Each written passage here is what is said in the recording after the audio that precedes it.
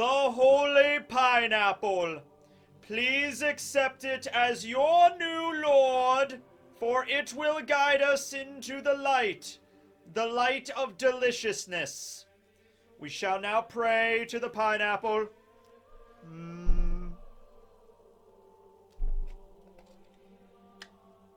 We shall now partake of the juice. Not just any juice, mind you, but the best juice. Raise your glass high. Cheers.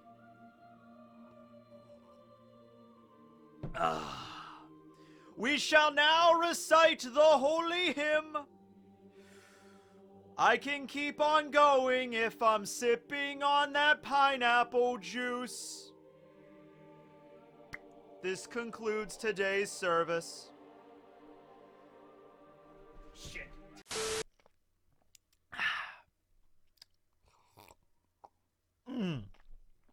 Man, that is some good pineapple juice. I really should have asked Rustage to do this one with me. I didn't even think about it. I didn't even call him. I'd be like, hey, Rustage, I'm doing a video all about Marco. It's going to have pineapples all over it. Come on over, buddy. No, it's fine. Okay.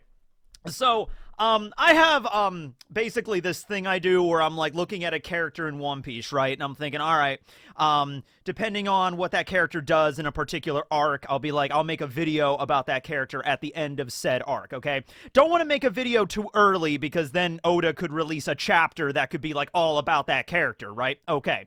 So, one of those characters was Marco. I really wanted to make a Marco video. I kind of jotted it down, like, okay, remember to do a Marco video before the end of the battle at Onigashima, because there's actually a lot of stuff I want to talk about involving him, you know, and his, like, the burden that he has on his mighty Phoenix shoulders to avenge Whitebeard and avenge Odin and avenge Ace. You know, Marco has a lot of stuff going on right now.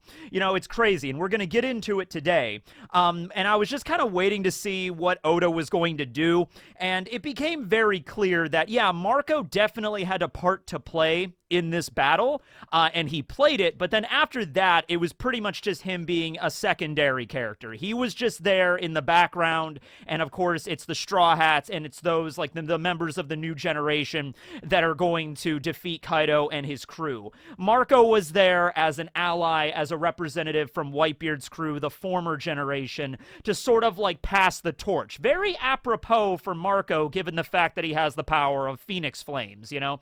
So, like, passing the torch on to the next generation kind of thing, right? So we're going to talk about that today.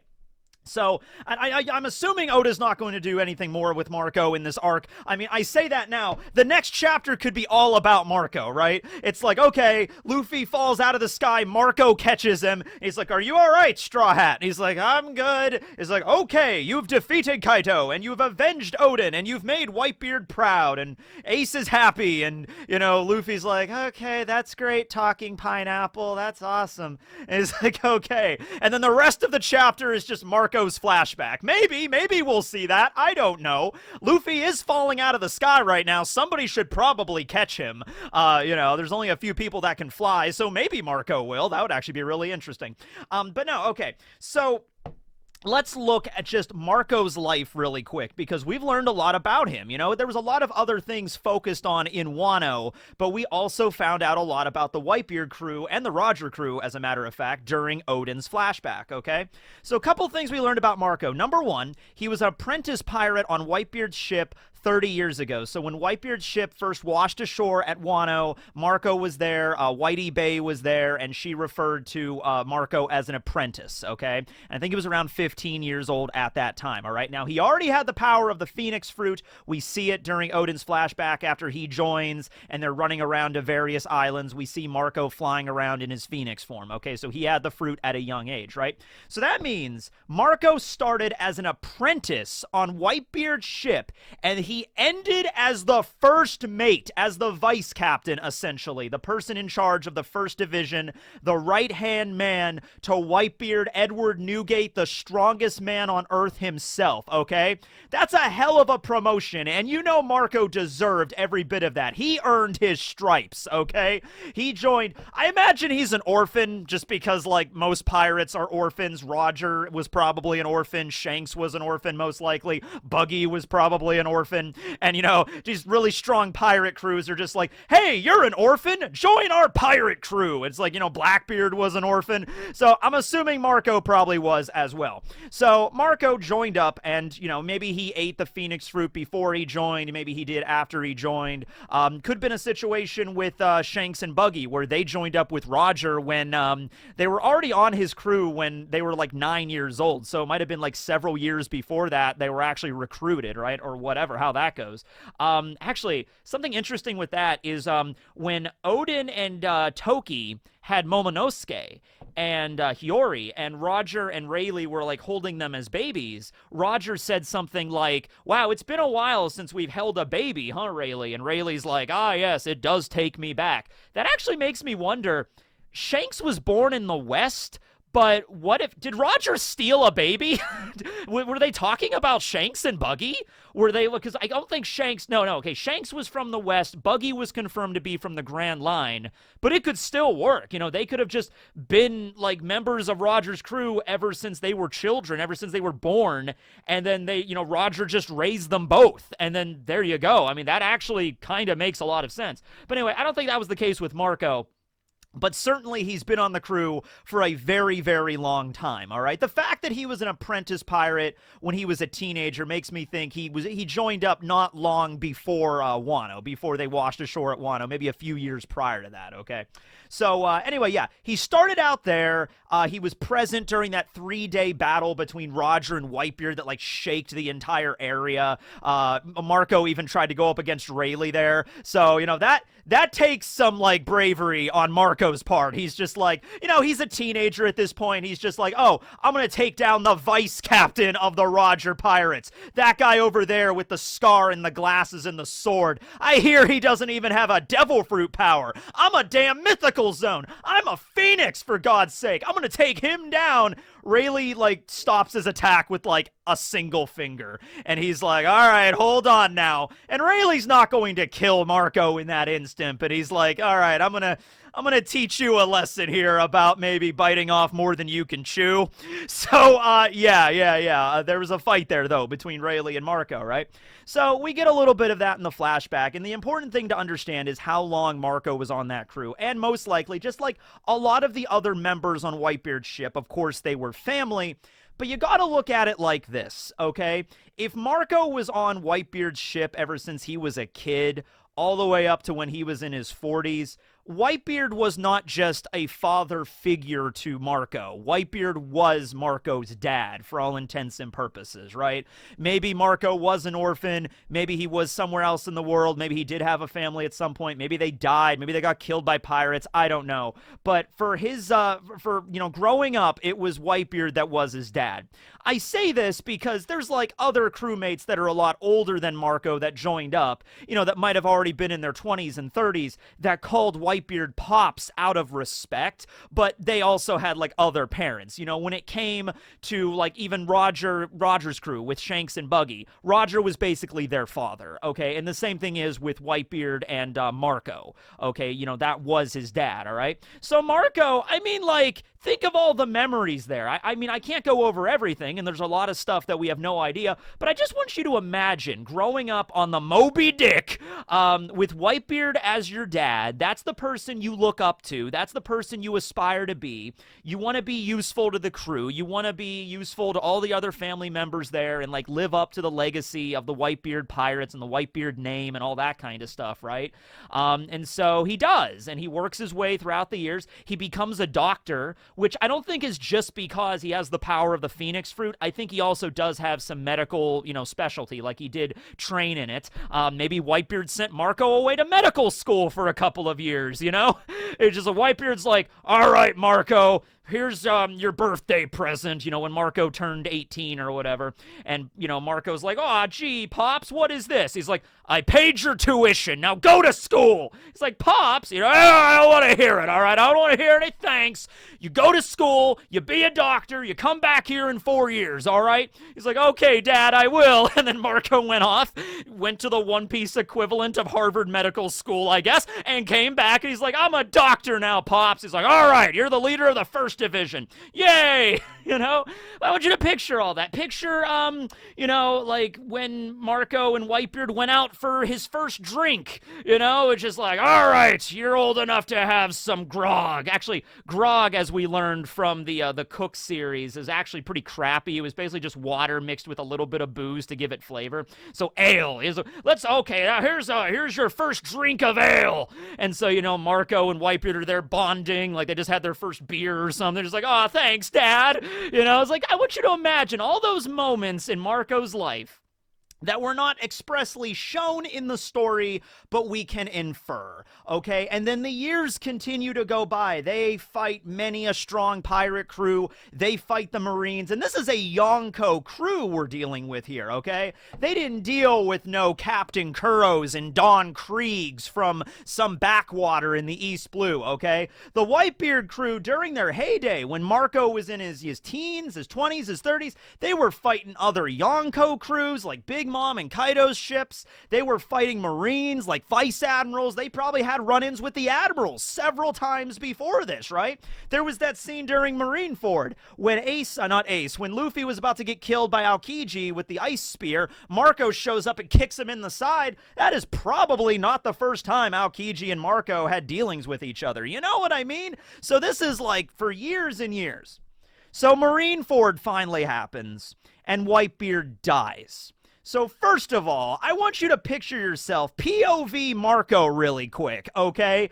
Your dad, the person that you've looked up to, standing stern and powerful as purportedly the strongest man in the world, just died. And that's the kicker right there. Everybody else in the world calls him the strongest man in the world. But Marco, being his right-hand man, and his doctor, mind you, he knows the truth. And he probably didn't want to admit it to himself, but he's probably thinking, man, Pops is getting on in years. He's getting older. He's also really sick. And I know that Whitebeard doesn't show that he's sick. He tries to put up a really strong image to everybody around him.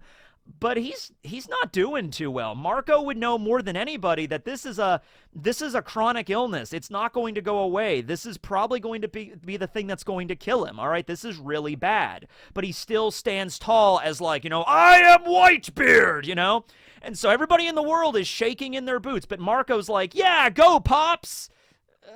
Maybe take it easy, though. You're getting on in years. You're getting really sick, too. Yeah. So, yeah, then he dies right in front of you on the battlefield, and you knew this was like a foregone conclusion. Even before they went to Marineford, Marco had to think about that. In the back of his mind, at least, this is probably going to be Pops' last battle. He is probably going to die here today. All right, now, of course, he didn't want to think about that in the forefront, but you know it was there. So he dies, and now they managed to get away, thankfully. Ace died, Whitebeard died, so can't really call it a win, but the rest of the crew managed to get out okay. Now what? Marco, like I said, is the leader of the First Division, basically the vice captain of the crew. He's now the one in charge of the Whitebeard fleet, and there's really nobody else better for the job. I'm sure Vista would have done a good job. Jozu would have probably done a good job. They've been on the crew for pretty much as long as Marco has. We saw Vista and Marco. We saw Vista, Marco, and Jozu all on the crew during the flashback. So any one of those guys could probably become the next acting captain. But they looked to Marco because Marco was the vice captain and captain of the First Division and stuff. So he's like, okay, Marco, you're going to lead us. And Marco was perfect for the job. But I want you to imagine the Herculean, the Atlas-like weights on Marco's shoulders at that moment. Like, what do you do? Ace, the whole reason you went to Marineford was to rescue Ace, and he died right in front of you. And then Pops died right in front of you. Marco could not do shit at the time, okay? He had the sea stone cuffs on him for a good chunk of that battle. Most of the battle, he couldn't even transform. That must really hurt him, So they recover, they tend to their wounds, they get back in action, and of course, the only course that Marco could probably see, the only direction he could go at this point to avenge the souls of Ace and Whitebeard was to defeat Blackbeard. Oh, yeah, and the fact that Blackbeard was also on the crew for 30-something years, and nobody on the crew ever suspected anything right up until he killed Thatch. They were all kicking themselves in the ass about that. I mean, they were probably doing that bad enough after Thatch died. Like, oh man, why didn't we see this? Why did we not see the evil that Teach really was? Okay, that was bad enough. But then they go to Marineford and he one-ups them again by killing Pops right in front of them. You know, after that battle, Marco, Vista, Jozu, everybody that's been on the crew for a long period of time was just like, he keeps like destroying our lives, you know? Oh, and on top of that is the cherry on the sundae. He makes off with the Gura Gura no Mi. So he kills their father, which Blackbeard was also Whitebeard's son. Whitebeard raised him as a son, just like he did Marco and everybody else on the crew. And he stabs him in the back, quite literally, and steals his devil fruit and then just manages to escape. So there was only one direction they could go at this point, and that was to have the payback war. That was to defeat Blackbeard once and for all. That was the only thing that they could have done. All right? And I'm sure Marco had a lot of misgivings about that. Like, are we going to be able to do it? Are we going to lose more men in the process? Like, is this even the right direction to go? But it's like, what else can you do, right? On top of that, he's also, I mean, I would like to think, during that 1 year after the time skip, well, during the time skip, after the war, the Whitebeard crew was probably still tentatively considered a Yonko fleet, because Marco was a threat. Like, yeah, Whitebeard was a big chunk of that battle power, but Marco is really strong. Vista's one of the strongest swordsmen in the world, plus they have all these other allied crews. I think the world government and the Gorosei, and even the general public, even after Whitebeard's passing, still considered the Whitebeard crew to be a Yonko-level threat, right? And after the Payback War, they were not. I think the Payback War was the tipping point that made it so the Whitebeard crew disbanded. They were no longer a Yonko fleet, and then Blackbeard's crew took that spot during the Payback War. I think that's when all that went down, okay? So now not only do you have to avenge your father and your friend, but you also have to live up to that scale of, like, Marco is basically a Yonko now. That's actually an interesting way to think about it. We glossed over all of that because it was during the time skip. But in that 1 year between, you know, the Marineford War and the Payback War, well, Blackbeard was not considered a Yonko yet, and Whitebeard was dead. So for that 1 year, the 4 Yonko were Kaido, Big Mom, Shanks, and Marco, probably, right? I mean, it makes sense. And then after the Payback War, he's like, okay, Marco's not a Yonko anymore. He couldn't cut it, so to speak. So now Blackbeard took the spot, and it's like, oh no, now we're really in trouble, right? So they fight in the Payback War, and the way that that goes, and I made a video about that, so I'm not going to go too in-depth with it. You can go check that out there, and I'll put it up in the card and stuff. But we get to the Payback War, and, you know, it was said that both sides did reinforcements. They had reinforcements there. So Whitebeard's crew, they had the AO pirates. They had, you know, Whitey Bay come in and everything. Iowan, who's the Walrus Mink. They probably got the DeClavin brothers. They got as many as they could. Although, this is interesting. I wonder how many allied crews actually showed up to that.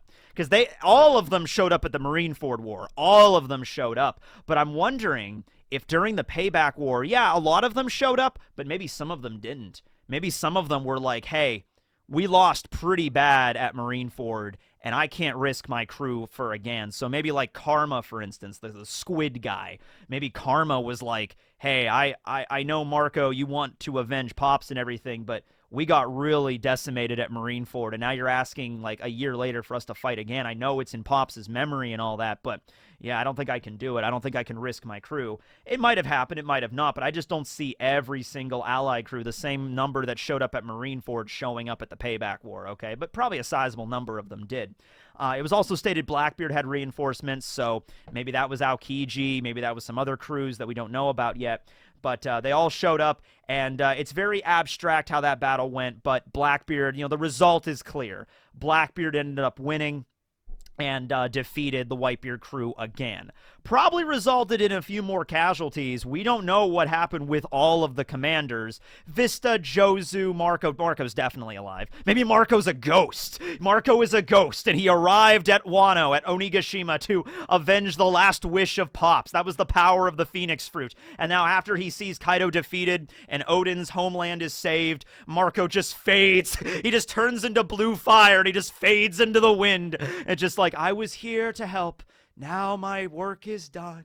And he just fades. And all he leaves is the Tori Tori no Mi model Phoenix, which is, of course, I mean, the Phoenix fruit has to be in the shape of a pineapple. What else could it be? Although, I have to say, in one of the last episodes, we saw that flashback with Marco and Izo and Ace on Whitebeard's ship, and he's eating a pineapple, and he's just biting into the pineapple. I love that. He didn't chop it up or anything, or enjoying little pieces of pineapple on like toothpicks or whatever. No, Marco, he armament hockeys up his teeth and just bites into the actual pineapple. Like, oh my god, that is the greatest feat ever displayed in One Piece. I do not care, all right? He 1v1'd a pineapple with just his teeth, and he won, all right? So, seriously, go get some pineapple juice. Why are you not, don't be looking at me like, Tekking, do you really have to drink pineapple juice on camera? Yeah, it's pineapple juice. Marco would be upset if I didn't. Okay. So, after that defeat, some of the division commanders might have died. Blamenko might have died. Probably the ones that nobody cared about. Blenheim is probably dead. Blenheim's dead. I want to say Narmer, the fishman. I hope he's still alive. I want to see Curiel again. Curiel needs to still be alive. King Du might have died. He-Man, Blackbeard just hits him really hard and he dies. Fossa might be dead. The dude with the cigar and the flaming sword, he might be dead. So some of the division commanders probably dead or, seriously brutally injured. Like, Jozu lost an arm during Marineford. So now what do? You lost. This is the third time Blackbeard has bested you. First time was when he killed Thatch, and nobody knew what he was really up to. And the second time is when he killed Whitebeard and took his fruit. And now the third time is he won the payback war. So people probably died, and Marco's like, okay, you know what? I'm a broken man at this point. I don't know what else to do. I can imagine Marco breaking down in tears at that point. Like, I cannot risk the rest of your lives. And I am certainly, I cannot fulfill Pops' wish. I cannot stand in Whitebeard's boots. Because Whitebeard had some pretty damn big boots, you know what I mean? So Marco probably broke down. Maybe he didn't do it in front of the crew. Maybe he broke down in front of Jozu or Izo, after the payback war, and everybody was like, oh man, that was a really bad war. We lost that pretty hard. And then Marco's just off to the side, and he's just like, ugh. And Jozu comes in, Izo comes in. He's like, it's okay, Marco. We can gather more troops and we can try again. And Marco's like, Jozu, I can't. All right, it's over. The Whitebeard crew is done. All right, he's bested us 3 times. Any more than this? How's that old saying go? Fool me once, shame on you. Fool me twice, shame on me. Fool me 3 times. Are you asking for all of your friends to die at that point? That's probably what Marco was thinking about. So he's like, you know what? I can't. The crew is disbanded. I'm the captain since Pops died. I'm the acting captain. The crew is disbanded. The Whitebeard Pirates are no more. Because he won. He won. I hope someday somebody rises to the challenge and pounds Teach into the dirt and finally avenges Pops. But it can't be me. I tried and I failed. It can't be us. All right? So we can't avenge Pops and Ace. It's over. The crew's disbanded. And so the crew was disbanded. There was nothing else they can do, right? They were too broken at that point. Some of them probably understood why it had to disband at that point. So they all went their separate ways. Izo went somewhere. Marco went to Sphinx because he was like, okay, is there anything I could possibly do to, at least make me feel that I'm spending my time in a way that would make Pops happy, that I'm actually avenging him in some way. And he thought about Sphinx, the island that Whitebeard was born on, the island he was raised in, this war-torn nation. And then after he became a Yonko, Whitebeard gave all of the shares of his money and treasure to that island so it could be safe from the outside world, okay? And so Marco's like, all right, it's not much. It's just one island in the middle of the Grand Line. Meanwhile, we have, Blackbeard going around, slaughtering people, stealing devil fruits, gaining more and more power every day. But I can't beat him, so the only thing I can do is I can go back to Pops' homeland and make sure the people there are safe. Make sure they're safe, make sure they're looked after, tend to their wounds if necessary. That's all I can do, and that's what he did. Okay, he moved to Sphinx. He was the doctor there. All the townsfolk loved him and everything. It sort of is like the hired veteran trope. You know, this really powerful character that's seen so much bloodshed and just misery in their lives and so much regret and guilt on their shoulders. And then they just retire to a tiny little village out in the middle of the country where miles from anywhere and just tries to live a peaceful life. But then they're pulled back into the thick of it, right? Because here's the thing about Marco. He's not broken to the point where he doesn't, he's lost his sense to fight. He's not to that level, but he's smart.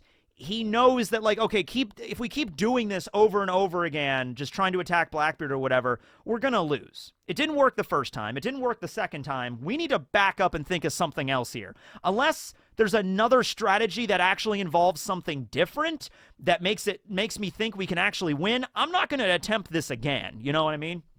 So he's smart. He's at Sphinx. He's retired, basically. He has no real desire to go back out to sea and be a pirate, but if the opportunity ever presented itself to actually go back and defeat Blackbeard, then he would definitely take it. Now, it wasn't Blackbeard, but it was another thing in his life that he also regretted. The fact that they weren't able to save Odin. Okay, because Odin was also a very close friend with Marco and the crew, and then he went back to Wano, and then they didn't even find out he died until years after it happened because it took, information so long to leak out of Wano, right?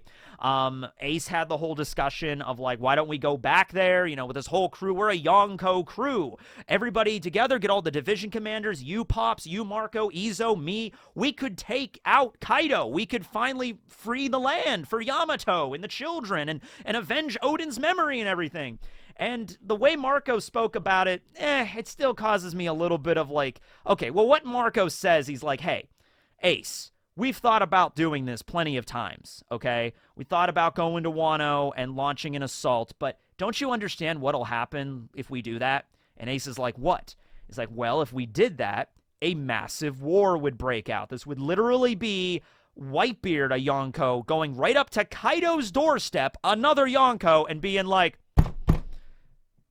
Kaido, get out here! We're gonna kick your ass! That's literally what we're doing. That's gonna cause a massive war.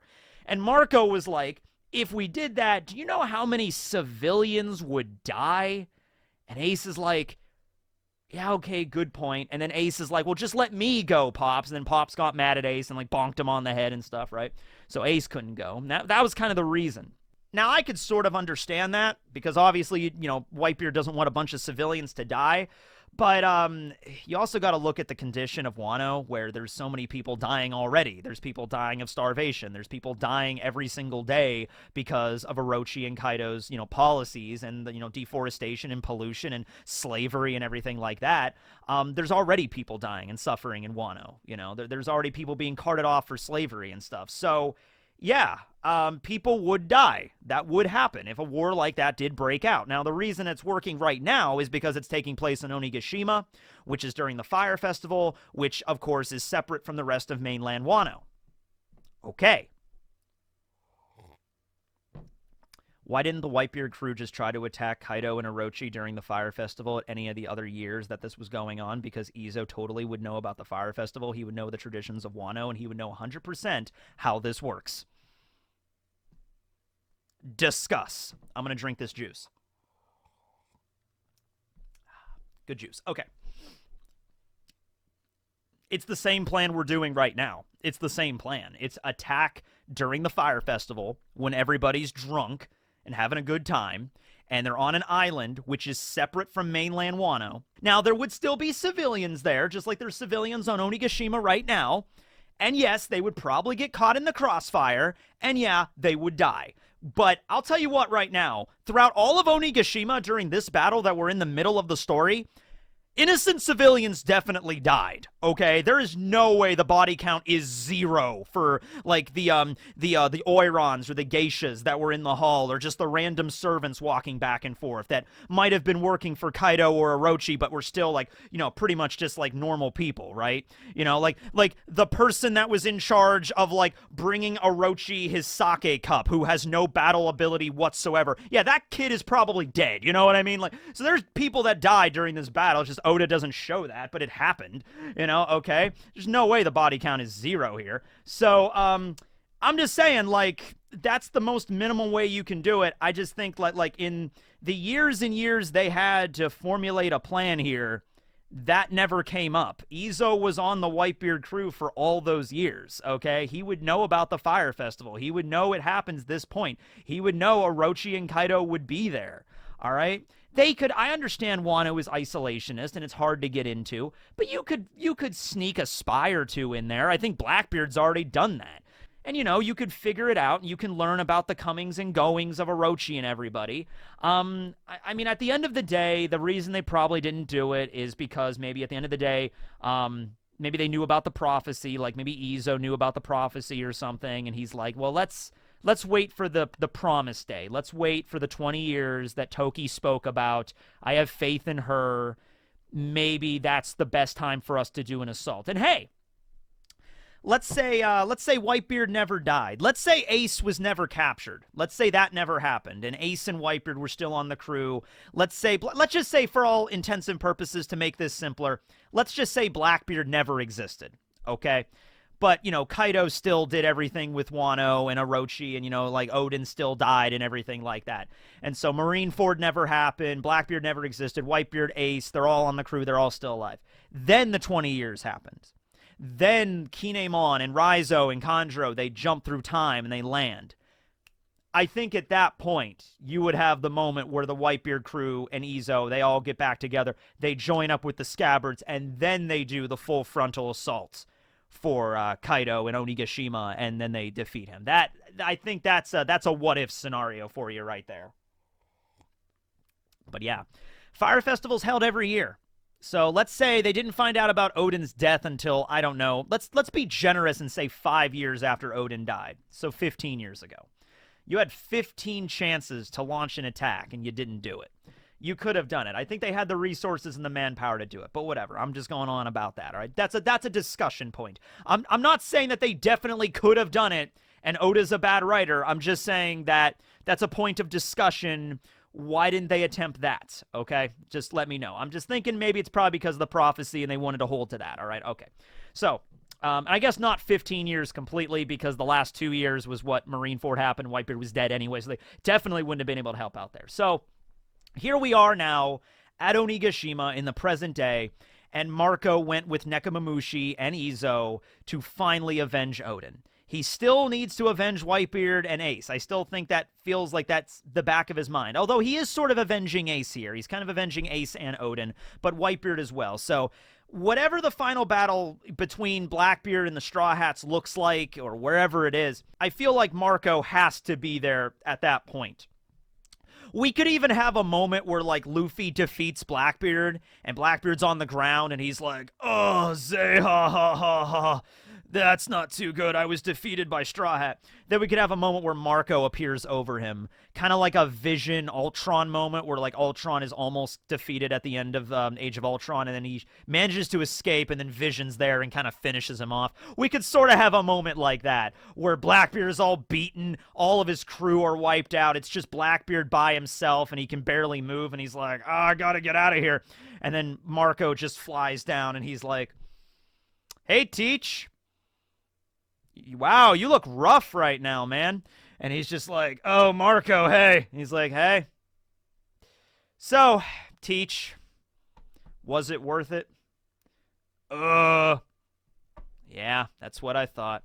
Well, you know what we gotta do now? He just pulls out the knife, and it's like Marco as like the darkest we've ever seen him. But he's like, I gotta do, you know what I have to do here, Teach. And Blackbeard would probably be like, yeah, all right, I get it. I'm like, okay.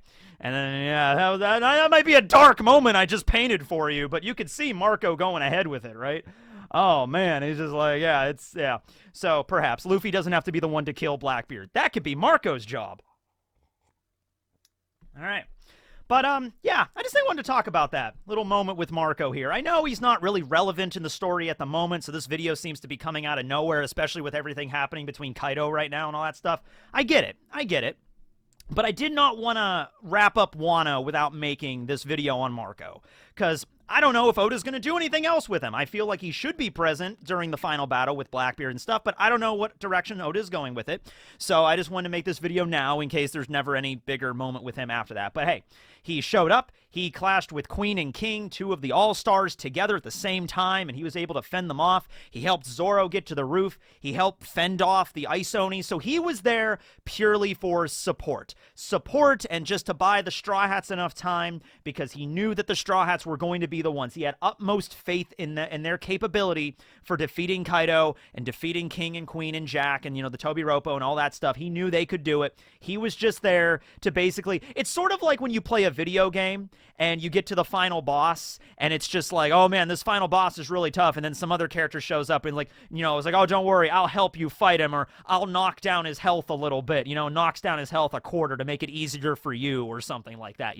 That's kind of Marco's, place in this final battle. So yeah, that's the video. We are doing horse facts after this, but let's have one final toast to Marco the Phoenix, ladies and gentlemen. Oh, and if Marco was your favorite character, which let me know about that too. If Marco is your favorite character in the story, and why is he your favorite character, if he is. So let me know about that in the comments below.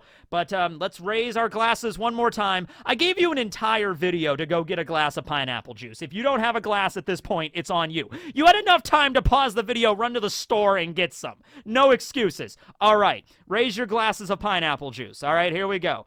To Marco the Phoenix, may he slay Blackbeard in the near future. I knocked down my webcam cover. All right. All right, everybody. Cue that horse fact intro. Tekking talks about horses. I love that one. That's the best one. That's the best intro. All right, so a couple more horse facts here. This may or may not have just been taken from a website that lists 10 of the weirdest horse facts, but here we go. So number one, horses cannot breathe out of their mouth. So, they can, I guess, only breathe out of their nose or maybe their ears. They have no middle teeth. I think most people kind of know this because if you ever hold out like an apple or something to a horse, they'll extend their teeth and bite it. So they don't actually have middle teeth. They have the teeth at the front of their mouth for grazing and eating carrots and apples and stuff like that. Their reflexes are way better than a human. This comes mostly from probably the videos you've seen of a horse kicking somebody. It's fast, okay? A human's average reflex time, actually being able to avoid something or reflexively move, is 1.6 seconds, okay? Might be slower or faster depending on who you are. A horse's is 0.3 seconds. 0.3 seconds versus 1.6 seconds. You're not going to dodge a horse. Unless you're Saitama, you're not dodging that horse's kick, okay? Let's see. They have way more ear muscles than we do. So humans only have about 3 muscles in our ears. This would explain why we can't really move our ears too much. I don't even know how you would begin to do that. Can anybody do that? Can anybody actually consciously move their ears? I'm trying to do it. I can't. So yeah, we have 3 muscles. Horses have 10, so they can move their ears around a little bit more than we can to hear things from a certain direction. Okay. Let's see here. Blind spots. So they have pretty good eyesight, and they actually have pretty good vision, very similar to goats, where it's more of a peripheral kind of vision. But they cannot see anything directly behind them because they're so big and stuff. They can't see directly behind them, and they also cannot see something directly below or above. So kind of the same thing with goats there, where their vision up here is cut off. So if a horse was here and the mouth was here, and you're trying to hold up a carrot or something, the horse isn't going to be able to see it. Now the horse can still tell it's a carrot because they have other senses, so they, oh, that's a carrot there, but they can't see it. And then let's see here. Oh, one more thing that was interesting. This was actually something sent in by some fans. So yeah, it's true that horses were brought over during the Age of Exploration to the Americas. So that's how they were introduced to this continent over here into the West. However, the horse species that originated actually did originate in North America, tens of thousands of years ago, but were hunted to extinction. Okay, so the horse might have actually started in North America, traveled over the Bering Strait, the Bering Land Bridge, over into Asia, and then propagated there. And then, the bridge separated and, the ice melted. And there were probably some, maybe not, modern horses, but the ancestors of the horse that were here, but were just hunted to extinction, or they were rendered extinct. And so that's why there were no horses on this continent. Man, the melting of that Bering Land Bridge really did have a huge effect on history for animals and humans. Crazy, right? Anyway, thanks for watching, everybody. This will be Tekking, signing out.